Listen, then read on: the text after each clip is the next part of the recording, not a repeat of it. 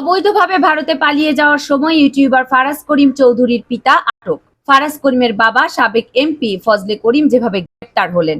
ভারতে পালানোর সময় ফারাজ করিমের বাবা সাবেক এমপি ফজলে করিম গ্রেপ্তার। তিনি সামাজিক যোগাযোগ মাধ্যমে আলোচিত ফারাজ করিমের বাবা। বৃহস্পতিবার 22শে সেপ্টেম্বর সকাল 6টা 50 মিনিটে তাকে গ্রেপ্তার করা হয়। বর্ডার গার্ড বাংলাদেশ বিজিবি সদর দপ্তরের জনসংযোগ কর্মকর্তা এ তথ্য জানান। চলতি বছরের জানুয়ারিতে দ্বাদশ জাতীয় সংসদ নির্বাচনে চট্টগ্রাম 6 আসন থেকে টানা পঞ্চমবারের মতো সংসদ সদস্য নির্বাচিত হন আওয়ামী লীগ প্রার্থী ফজলে করিম চৌধুরী। জানা যায়, ছাত্র জনতার গণ অভ্যুত্থানের গত 5ই আগস্ট শেখ হাসিনা সরকারের পতনের পর থেকে আত্মগোপনে ছিলেন ফজলে করিম চৌধুরী। ইতিমধ্যে তার বিরুদ্ধে চট্টগ্রাম এবং রাউজানে একাধিক মামলা দায়ের করা হয়েছে। উল্লেখ্য, 2001 সাল থেকে আওয়ামী লীগের মনোনয়নে টানা 5 বার সংসদ সদস্য নির্বাচিত হন এবিএম ফজলে করিম চৌধুরী।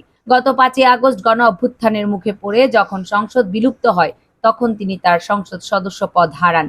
অবৈধভাবে সীমান্ত পথে ভারতে পালানোর সময় চট্টগ্রাম রাউজান 6 আসনের সাবেক এমপি ফজলে করিম চৌধুরীকে আটক করেছে বর্ডার গার্ড বাংলাদেশ। তিনি জনপ্রিয় ইনফ্লুয়েন্সার ফারাজ করিম চৌধুরীর বাবা। মানবিক কর্মকাণ্ডের জন্য সামাজিক যোগাযোগ মাধ্যমে বেশ প্রশংসিত ফারাজ করিম চৌধুরী। তিনি চট্টগ্রাম 6 আসনের সংসদ সদস্য এবিএম ফজলে করিম চৌধুরীর সন্তান।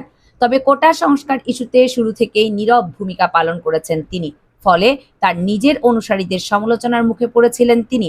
পরে 3রা আগস্ট সামাজিক যোগাযোগ মাধ্যমে ছেলের সঙ্গে ক্ষমা চেয়েছেন এই তরুণ ও তরুণের মা। ফারাজ করিম ওই সময় লাইভে দাবি করে, পারিবারিক চাপের কারণে ছাত্রদের পাশে দাঁড়াতে পারছে না সে।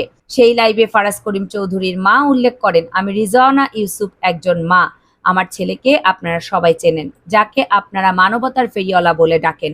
আজকে জাতির একটা সংকটজনক মুহূর্তে আমার ছেলে চুপ। এটার কারণ মা হিসেবে আমি অন্তত জানি। সে যে ত্যাগ স্বীকার করেছেন সেটা কোনো দালালির জন্য না, কোনো দলের জন্য না। সে পারিবারিক চাপের মধ্যে আছে দেখে আপনাদের পাশে দাঁড়াতে পারেনি। তিনি আরো বলেন, মা হিসেবে আমি অত্যন্ত লজ্জিত। আপনাদের সন্তানের সঙ্গে আমার ছেলেকে পাঠাতে পারিনি। একজন অপরাধী মা হিসেবে আজকে আমার সন্তানের সঙ্গে আপনাদের সামনে এসে আমি দাঁড়িয়েছি। আপনাদের কাছে আমি মাপ চাচ্ছি, জানি না উপরওয়ালা আমাকে মাপ করবে কিনা। ভিডিওটিতে ফারাজ করিম বলেন, আমি যদি জীবনে আবারও সুযোগ পাই, আপনাদের যাদের ভালোবাসা হারিয়ে ফেলেছি তাদের কাছ থেকে আমার আবার সম্মান ফিরিয়ে আনার চেষ্টা করব। আওয়ামী লীগের সরকার পতনের পর গত 19শে আগস্ট ফজলে করিম চৌধুরীর বিরুদ্ধে চট্টগ্রামের অতিরিক্ত মুখ্য মহানগর হাকিম আদালত একটি মামলা করেন। রাউজানের পশ্চিম গুজরা ইউনিয়নের সাবেক চেয়ারম্যান সিরাজউদ্দৌলা 2 বছর আগে অপহরণের পর মুক্তিপণ আদায় করে অস্ত্র দিয়ে ফাঁসানোর অভিযোগ আনা হয় সে মামলাতে।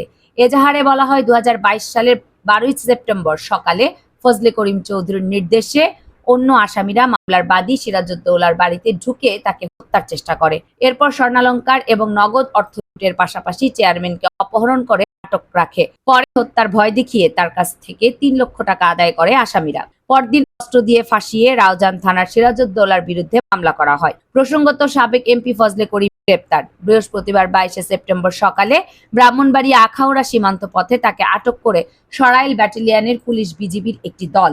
বিষয়টি নিশ্চিত করেছেন বিজিবির সদর দপ্তরের জনসংযোগ কর্মকর্তা মোহাম্মদ শরীফুল ইসলাম। তিনি জানান, এ ব্যাপারে স্থানীয় পর্যায়ে আইন শৃঙ্খলা বাহিনীর সঙ্গে সমন্বয় করে পরবর্তী পদক্ষেপ নেওয়া হবে। দর্শক, এমপি ফজলে করিম চৌধুরীকে নিয়ে আপনার ধারণা এবং মতামত আমাদেরকে কমেন্টস বক্সে জানিয়ে দিন। কামরুন নাহার রাখি, কেএনআর মিডিয়া।